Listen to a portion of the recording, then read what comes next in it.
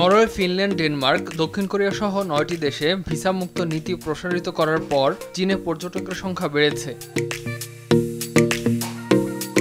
8 November থেকে নতুন করে চালু হওয়া পরীক্ষামূলক এই ভিসা মুক্ত নীতি কার্যকর থাকবে আগামী বছরের 31 ডিসেম্বর পর্যন্ত। ভিসা মুক্ত নীতি সম্প্রসারণের এটি 5ম রাউন্ড। নতুন নীতির অধীনে পর্যটকদের প্রথম দল মধ্য চীনের হুবেই প্রদেশের উহান শহরে পৌঁছেছে। প্রায় 2 মিনিটের মধ্যে দক্ষিণ কোরিয়া থেকে 184 জন পর্যটককে প্রবেশের অনুমতি দেয় বন্দর কর্তৃপক্ষ। দক্ষিণ কোরিয়া থেকে আসা লি সাংসু বলেন, ভিসা মুক্ত নীতির কারণে আমি আমার বাবা মা ও স্ত্রীকে নিয়ে একসঙ্গে আসতে পেরেছি।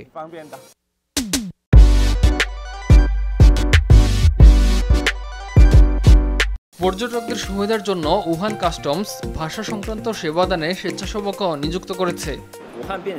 Wuhan immigration inspection station Korean ভাষায় দক্ষ এমন পুলিশ বাহিনী নিয়োগ দিয়েছে, যারা পর্যটকদের ভিসা মুক্ত ইন্সপেকশন প্রক্রিয়া ও এন্ট্রি কার্ড ফরম পূরণে সহায়তা দিতে পারে। ভিসা মুক্ত নীতির সম্প্রসারণ ছাড়াও চীন বিদেশি পর্যটকদের সুবিধার্থে আরও বেশ কিছু পদক্ষেপ নিয়েছে। এই যেমন সহজে অর্থ লেনদেন করতে পারা এবং পর্যটনের বিভিন্ন পণ্যে ভিন্নতা আনা। মধ্য চীনের হুনান প্রদেশের ঝাংজিয়াজি শহরে এখন বিদেশি পর্যটকরা তাদের পাসপোর্ট দিয়ে সরাসরি টিকিট কিনতে পারেন। এর মাধ্যমে পর্যটকরা ঝাংজিয়াজি শহরের গ্র্যান্ড ক্যানিয়ন এবং এর শ্বাসরুদ্ধকর 300 মিটার উঁচু কাঁচের সেতুর মনোরম দৃশ্য দেখতে পারেন। আমি সবসময় এখানকার ভাষা, সংস্কৃতি ও সর্বোপরি এই দেশকে ভালোবাসি। বারবার এখানে আসতে চাই। অবশেষে এখানে আসতে পেরে খুব ভালো লাগছে। এখানকার পরিবেশ খুবই মনোমুগ্ধকর। এটা বেশ বড় একটা দেশ। এখানকার সবকিছুই আমার ভালো লাগে।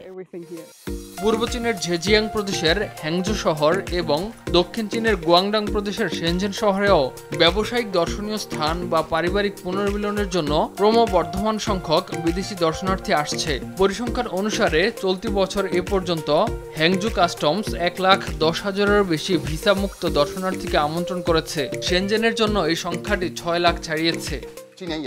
চলতি বছর Shenzhen immigration inspection general station 4.55 million অভ্যন্তরীণ এবং বহির্গামী বিদেশি পর্যটকদের ইন্সপেকশন করেছে, যা আগের বছরের তুলনায় 98% বেশি।